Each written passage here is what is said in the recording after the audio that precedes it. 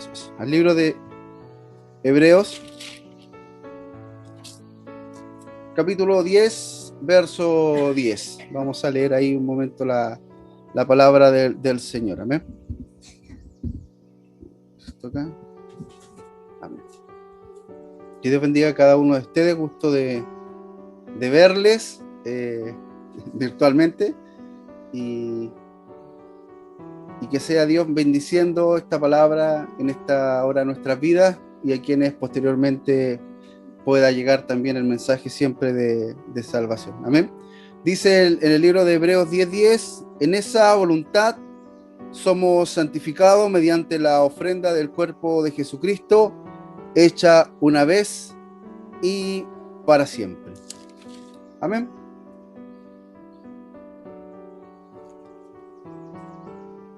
Hoy es un tiempo de reflexión, hoy es un tiempo de meditación, amén, donde el mundo cristiano, independiente la doctrina, independiente, ¿cierto?,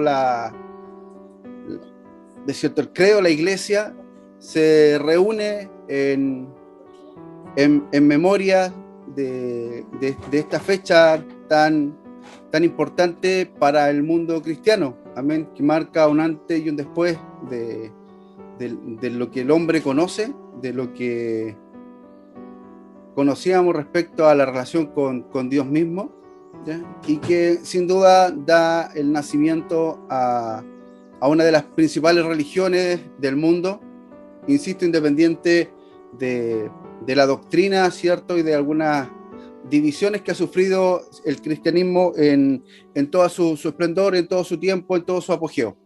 Amén. Y por lo tanto, hoy día vemos algunas muestras, aunque tal vez cada vez menos, respecto, ¿cierto?, de lo que significaba o de lo que representa este día para el mundo cristiano, y a diferencia, ¿cierto?, de años anteriores, cuando nosotros éramos más pequeños, donde era un tiempo de reflexión, donde se guardaba cierto tiempo de meditación, donde la gente parecía que tenía una buena intención, ya de pronto se transforma, ¿cierto?, en el fin de semana o en el primer fin de semana largo del año, que hay que disfrutar, que hay que salir, que hay que hacer cosas, y el mundo cristiano también se ha ido olvidando respecto del significado de este tiempo. Amén. Independiente a lo que podamos definir respecto de la historia, si es hoy día el primer viernes de abril el que fue crucificado Cristo, independiente a eso, debemos señalar de que el mundo se volca y se vuelca en torno, ¿cierto?, a este hecho. Lo que me parece trascendental, lo que me parece que no es algo simple, no es algo cotidiano, ¿ya? Y aún por muy en desacuerdo que podamos estar como iglesia evangélica respecto de conmemorar este fin de semana, si hay algo importante que debemos rescatar, es que hoy día el mundo completo, ¿ya?, hace, ¿cierto?, de alguna forma referencia a Jesucristo.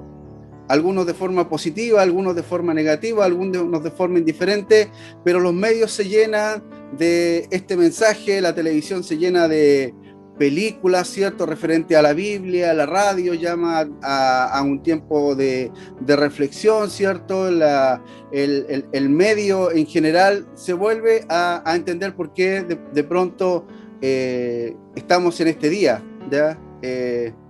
Y las pescaderías se vuelven felices, ¿ya? La cantidad de personas que ayer andaban ahí buscando, ¿cierto?, poder tener un alimento de este tipo para hoy, era prácticamente incomprensible, y aún incluso hoy día en la mañana,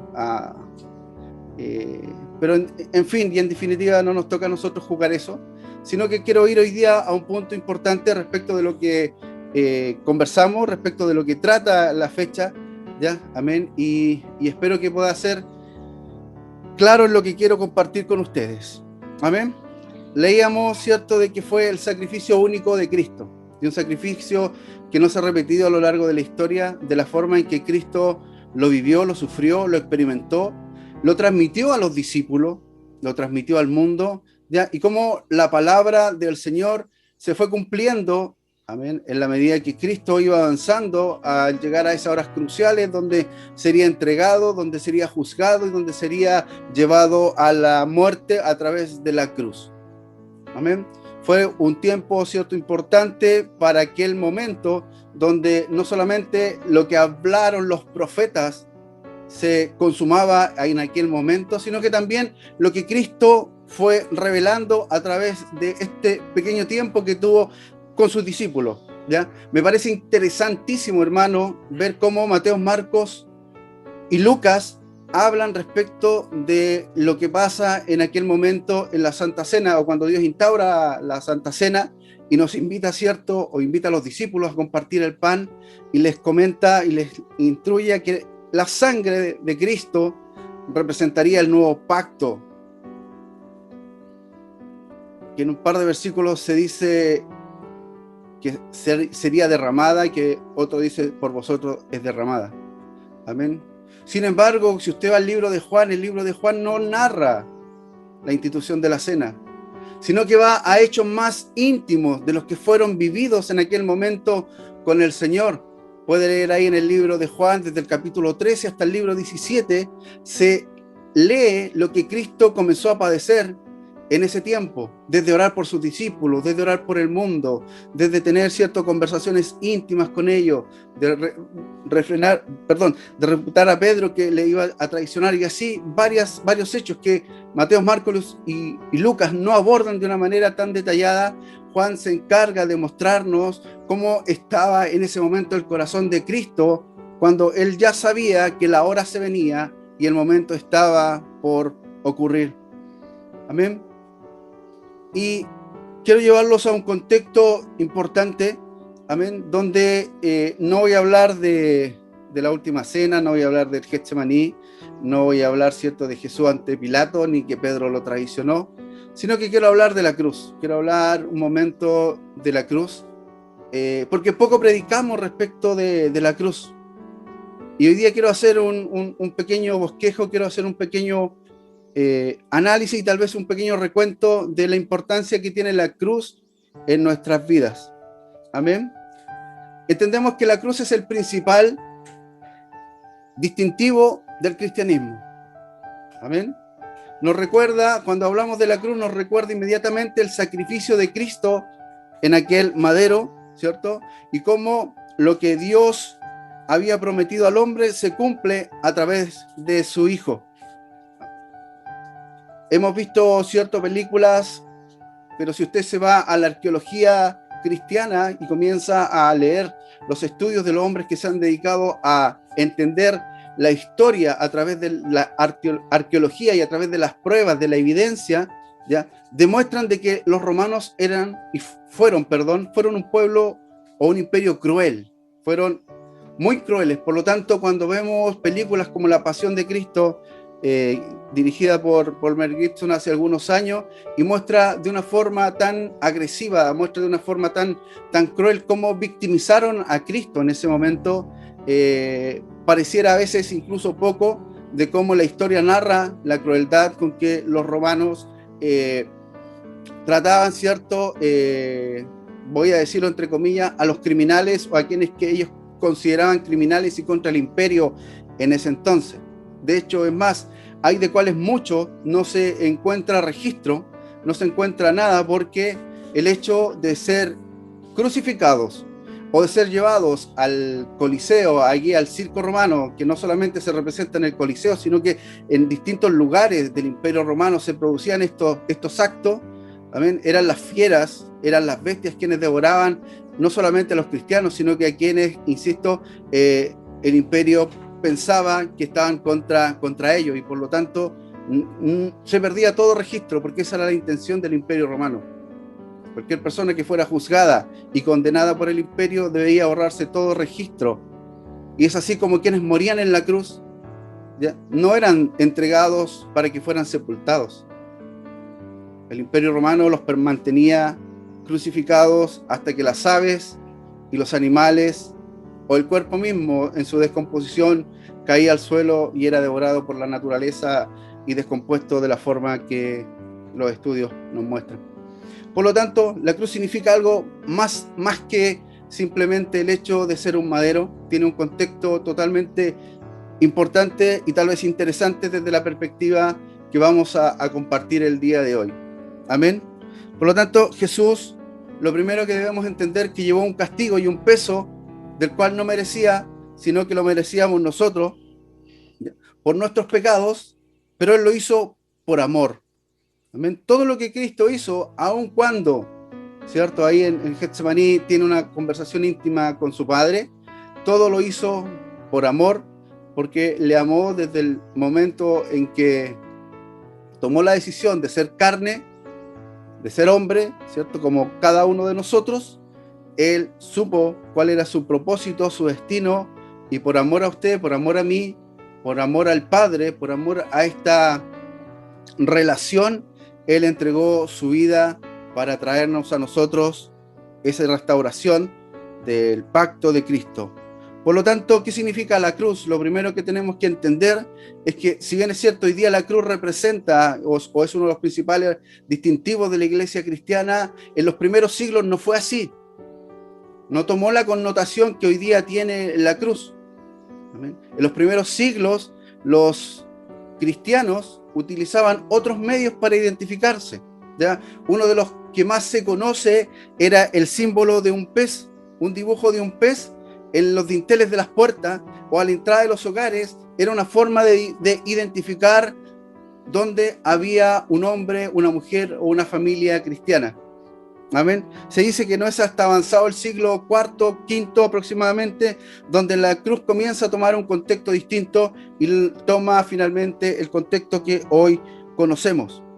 Amén. Hoy día las personas podemos ver, ¿cierto?, en la calle, que algunos lo usan en su cuello, en sus aros, algunos lo tienen en las paredes de su hogar. Amén. Pero se transforma solamente, ¿cierto?, en algo que no tiene valor, ¿ya? Para algunos incluso puede ser una protección o un amuleto. Usar la cruz es básicamente casi una pata de conejo para algunos, haciendo una analogía que podamos entender. Amén. Mas Dios quiere, ¿cierto?, que hoy día entendamos que a través de la cruz, amén, y lo quiero leer, amén, la cruz no es solo el símbolo de algo. La cruz, ¿cierto?, no tiene importancia ni tiene poder en sí misma, que es lo que primero debemos entender. Efectivamente, es un madero donde Cristo fue crucificado. Sin embargo, la cruz es un símbolo de que algo poderoso sucedió sobre ella. Mire lo que estoy diciendo.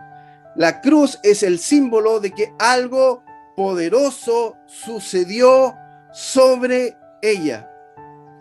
Amén. Por lo tanto, la cruz en sí mismo no tiene poder. Su poder y relevancia vienen de Jesús, Dios mismo encarnado.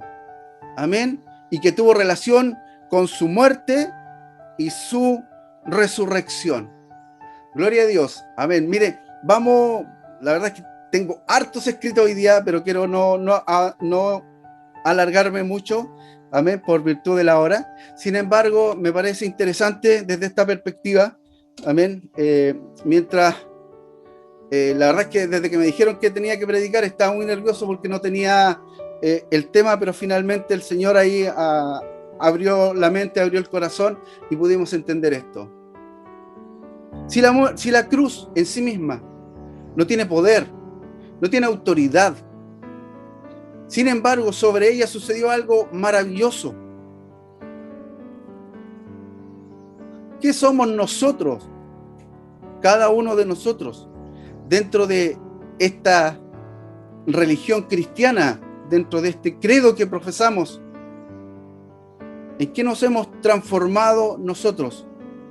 Porque cada uno de nosotros en sí mismo no tiene poder.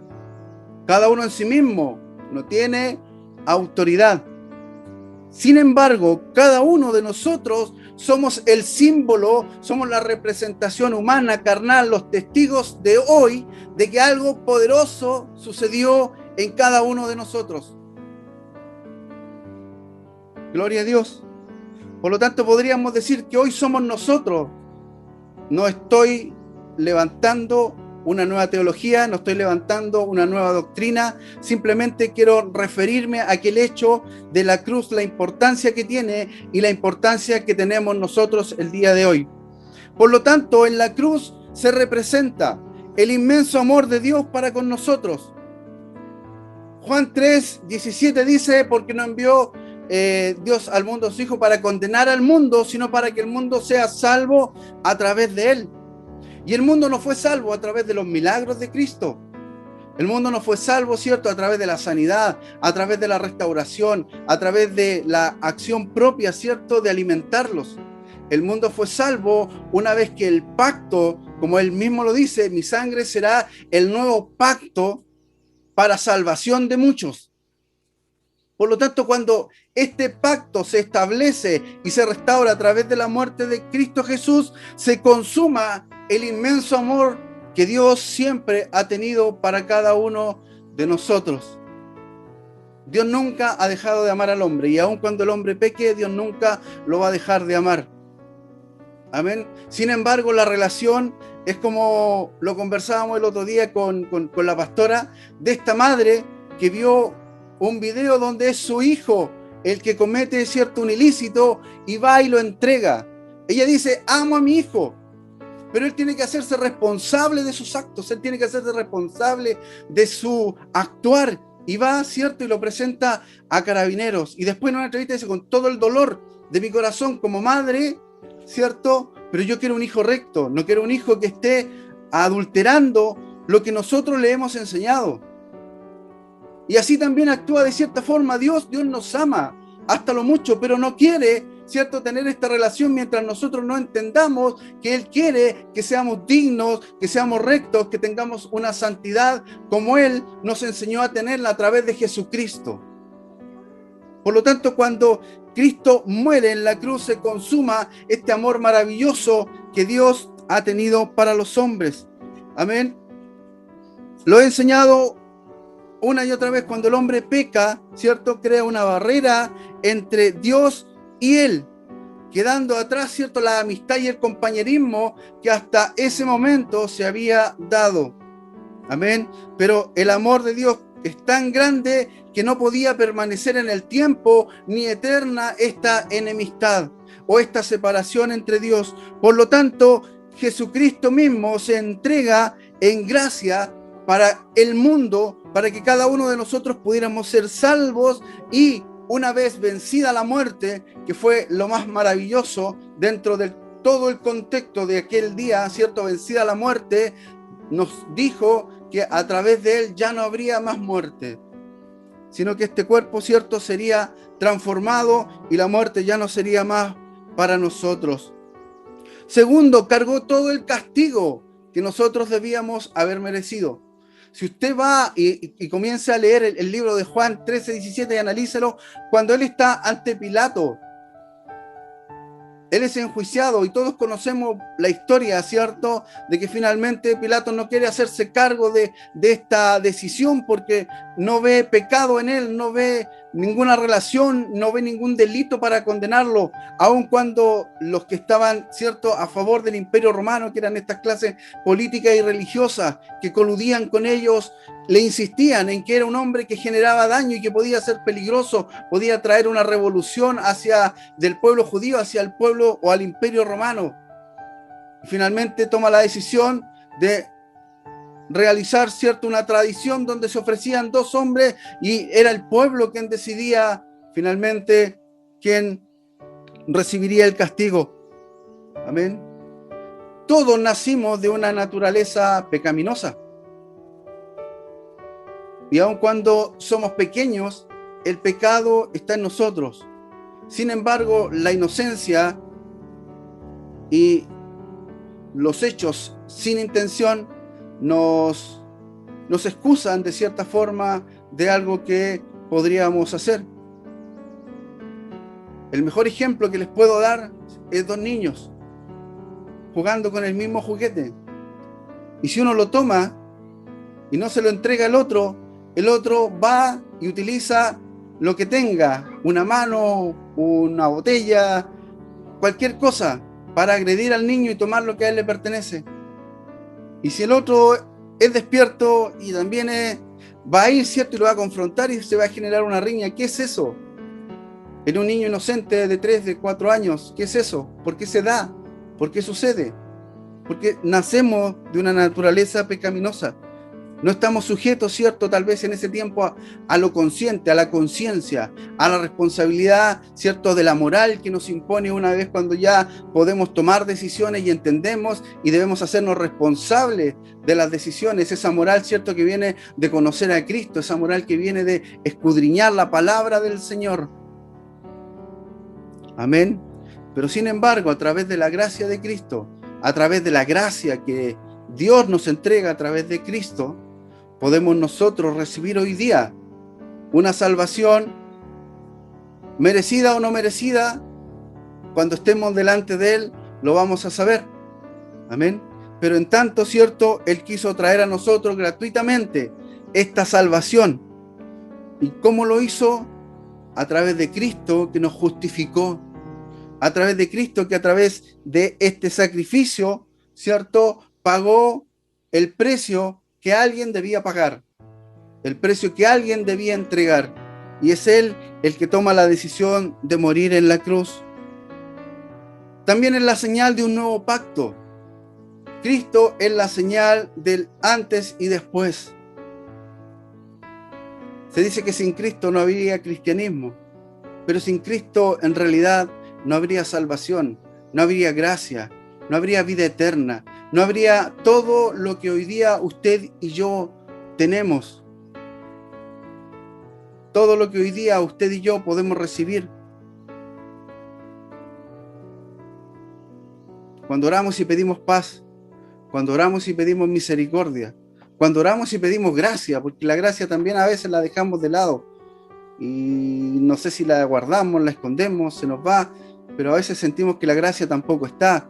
¿Qué decir de la fe? ¿Qué decir de este tiempo, de la comodidad, de cómo estamos hoy día reuniéndonos, cómo estamos hoy día adorando, cómo estamos hoy día llevando el ministerio del Señor? Que me parece que debiera ser de la misma forma si estuviéramos en la iglesia, que debiera ser de la misma forma, porque hemos enseñado y lo hemos exhortado de que el hombre no se conoce, ¿cierto?, por lo que es dentro de la iglesia, sino que el hombre se reconoce por lo que es fuera de ella. Porque adentro todos somos santos. Por lo tanto, ¿cierto?, cuando Cristo ya llega a la hora, prepara, ¿cierto?, a sus discípulos y les dice: este es mi cuerpo que estoy entregando para ustedes, háganlo en memoria de mí. Y después, ¿cierto?, toma la copa del nuevo pacto y dice, toma la copa y dice que este es el nuevo pacto en mi sangre que es derramada por ustedes. Amén. Durante la última cena, ¿cierto?, Jesús dijo algo y connotó algo muy importante. Amén. Que el sacrificio que se venía marcaría algo nuevo. Traería un nuevo comienzo respecto de lo que el mismo judaísmo conocía. Amén. Y que era este nuevo pacto entre Dios y los hombres. Si usted lee después de que Cristo muere y entrega su espíritu, hay algunos hechos que suceden en la tierra que lo vamos a leer al final, se los voy a comentar para que usted los pueda ir revisando. Pero finalmente se transforma en la señal del nuevo pacto. Amén. Se transforma también, y es el significado de la conquista de Cristo, de Jesús sobre el pecado y sobre la muerte. Amén. Podemos ver ahí en la palabra del Señor, ¿cierto?, que Jesús murió una sola vez, resucitó y hoy vive para siempre. Se dice que cuando Cristo muere va a los confines de la tierra, ¿cierto?, ahí donde estaban algunos, y fue a mostrar todo su poder, todo lo que él consumaba en ese momento a través de este sacrificio, que ni el pecado que aún él cargaba simbólicamente en esa cruz, porque tenemos que entender de que Cristo muere como el pecador o como el hombre con la culpa más grande de ese momento.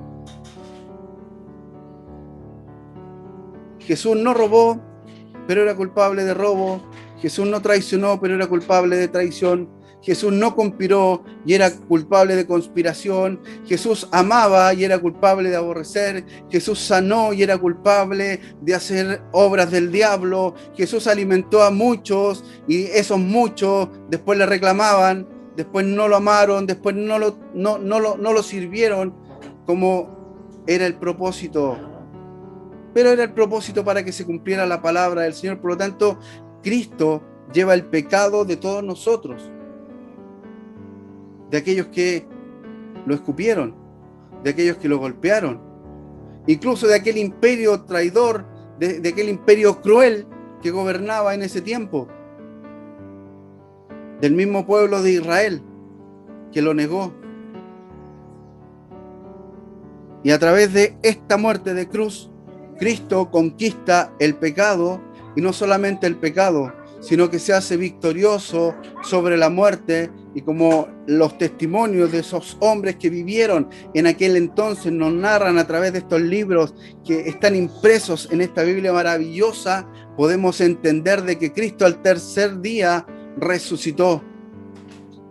Lo que está escrito no es solamente un escrito, son hechos reales, son hechos que han sido verificados, no solamente por una doctrina cristiana, sino que la evidencia arqueológica demuestra de que Cristo se levantó al tercer día.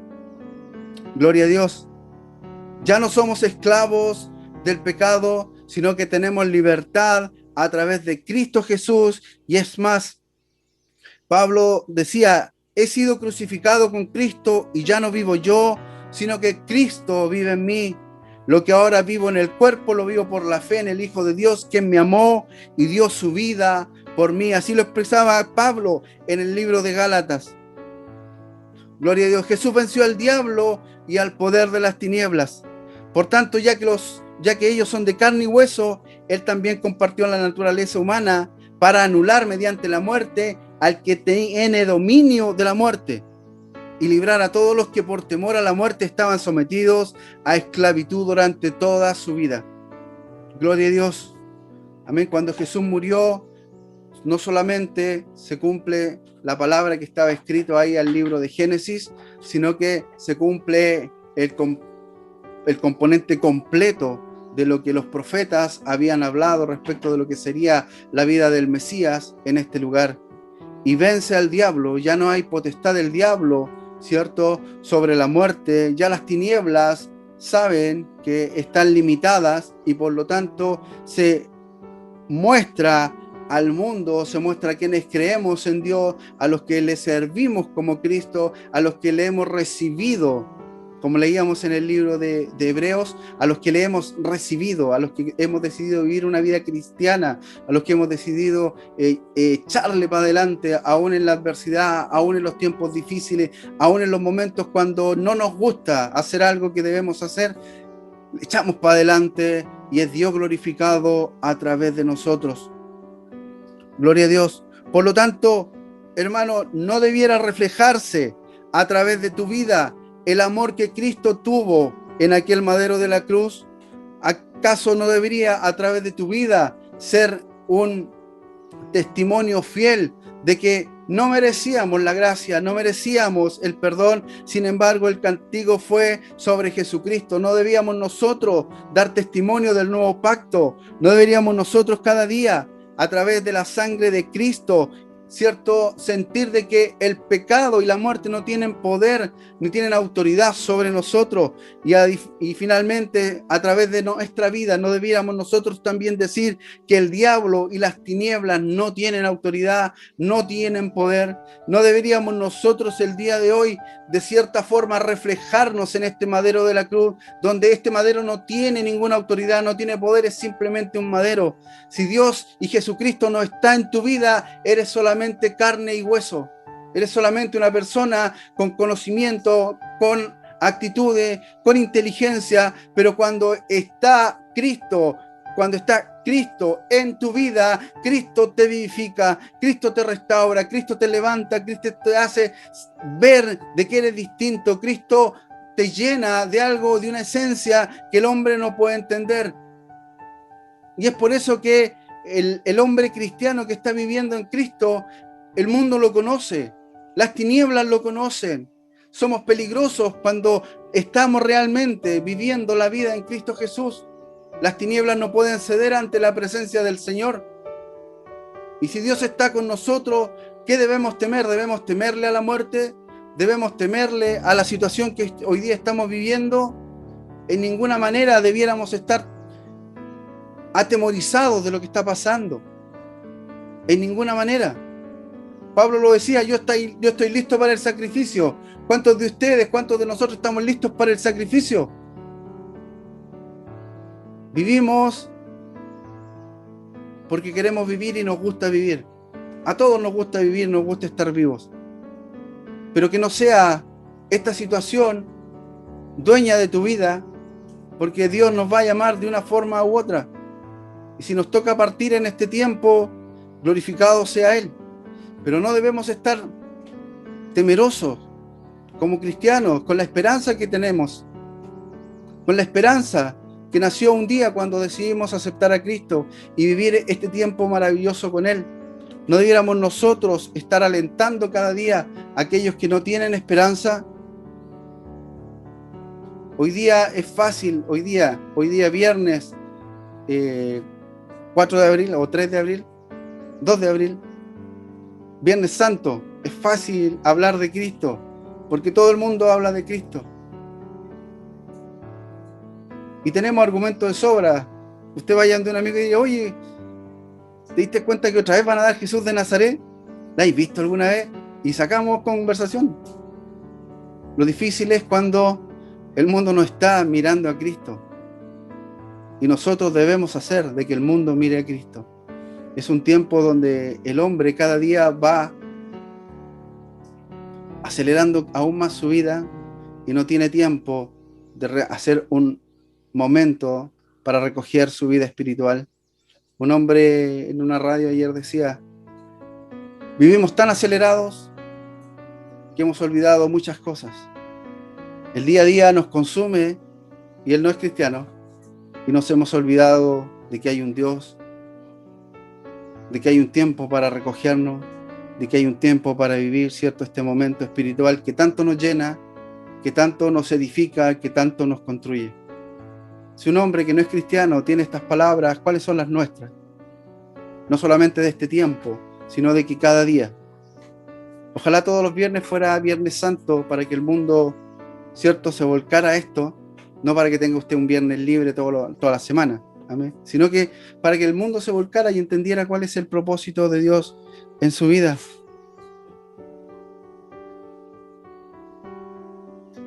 Cuando Cristo muere, y ya con esto voy a estar terminando, el mundo entero se conmueve, la naturaleza se conmovió y sucedieron algunas cosas que son interesantes, que son importantes, que hoy día yo se las recuerde para que usted en algún momento pueda interiorizarse aún más en ella. Se oscurece la tierra, amén, y se dice que no es solamente, o que no fue solamente un momento de que se oscureció ahí en Jerusalén, sino que toda la tierra sucumbió ante la oscuridad. El velo del templo se raja en dos y tenemos ahí acceso directo al Padre. La tierra tiembla y se conmueve por aquel hecho. Se abren los sepulcros y algunos santos resucitan. Y lo más importante que a mi juicio debemos entender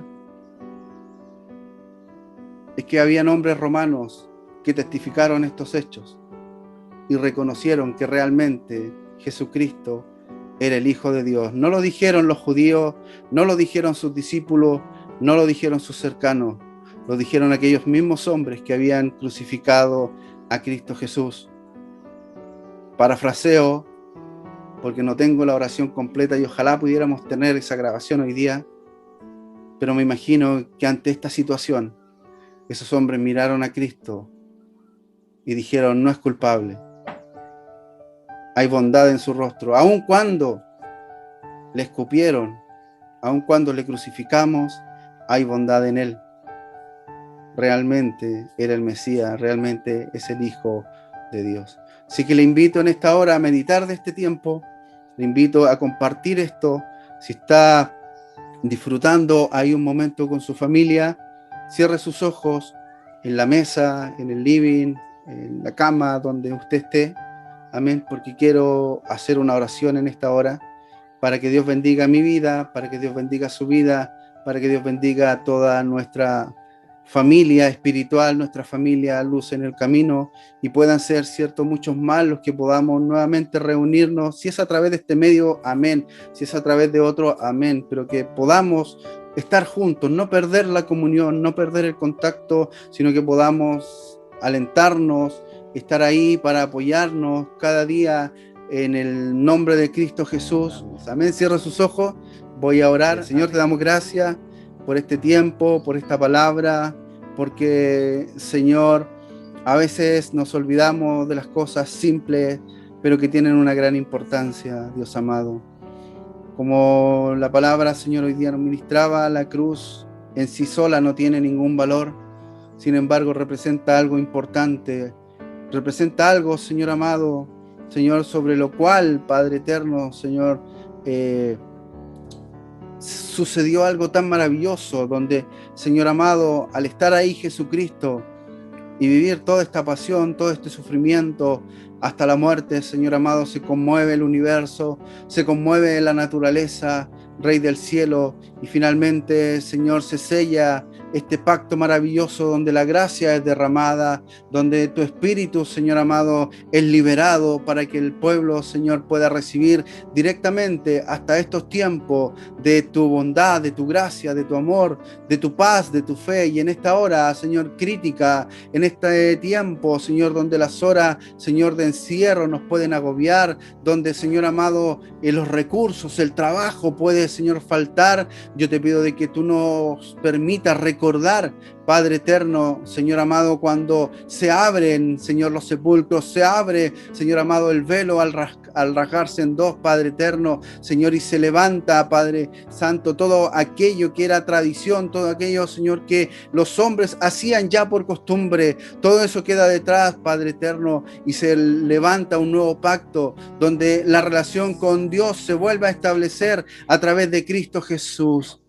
Te pido que tú bendigas en esta hora las familias de nuestra iglesia, aquellas que están pasando necesidad, aquellas que están pasando sufrimiento, aquellas, Señor amado, que están, Padre eterno, Señor, viviendo tal vez una crisis interna. Yo te pido que tú en esta hora les bendigas, Padre eterno, que tu amor, que tu gracia restaure lo que el enemigo ha querido destruir, Señor amado. Padre eterno, lo que la pereza, Señor, nos ha llevado, Señor, a olvidar cosas esenciales, Padre eterno, de estar en tu presencia, de buscarte, de clamar a cada minuto, en cada momento, Señor, que no se pierda en nuestra boca, en nuestra mente, el darte gracias cada día. Padre eterno, fortalece en esta hora, Señor amado, y no permitas que el enemigo, Señor amado, ponga, Señor, distancia en nuestras vidas. No permitas que el enemigo, Señor amado, venga a corromper lo que tú has puesto, Señor amado, en cada uno de nosotros, a través de nuestra iglesia, a través de nuestra familia. Bendice, Señor amado,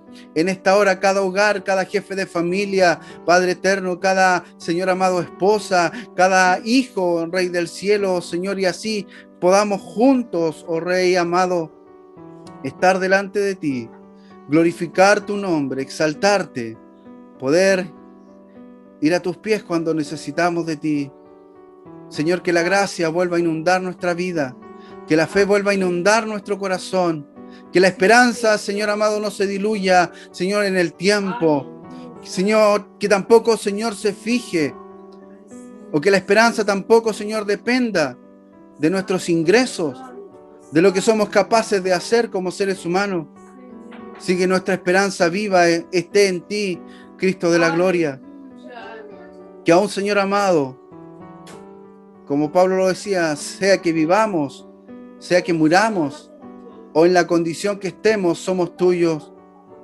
Yo te pido de que tú levantes, yo te pido de que tú restaures, yo te pido de que tú traigas esperanza a cada corazón en esta hora. Levántate y haz resplandecer tu rostro sobre nosotros. Levántate y haz resplandecer tu gloria en cada corazón en esta hora. Levántate, Señor amado, y rompe cadenas. Restaura puentes. Restaura vidas, Señor amado. Cura, Señor amado, las heridas. Trae refrigerio al que está sediento y hambriento de ti. ¿Cuántos se sienten cansados del camino? ¿Cuántos, Señor amado, sienten que en este tiempo las fuerzas, Señor, no acompañan? Padre eterno, pero te miramos a ti, cargando aquel madero, Señor amado, llegando hasta aquel lugar, escupido, golpeado, herido, sufrido. Señor, tal vez no tenemos esas fuerzas, tal vez no tenemos esa esperanza, tal vez sentimos que el madero que cargamos es muy pesado.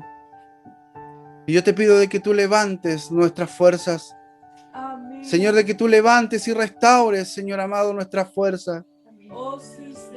Que quites, Señor amado, de nuestro corazón toda raíz de amargura, toda raíz de resentimiento. Señor amado, todo lo que el diablo ha puesto, Padre eterno, que empaña, que tu luz de justicia, Señor, ilumine nuestro corazón.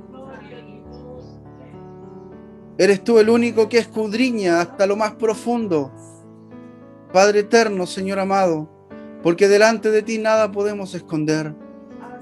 Y que el día de hoy seamos bendecidos. Que el día de hoy seamos, Señor amado, alentados. Y que tú, Señor amado, hagas vida sobre cada uno de nosotros, sobre nuestros amigos, sobre nuestra parentela, sobre nuestras familias, sobre nuestros hermanos, sobre quienes amamos. Te damos gracias, Dios amado. Y oramos a ti confiando en que tú escuchas nuestra oración, que tú estás con nosotros.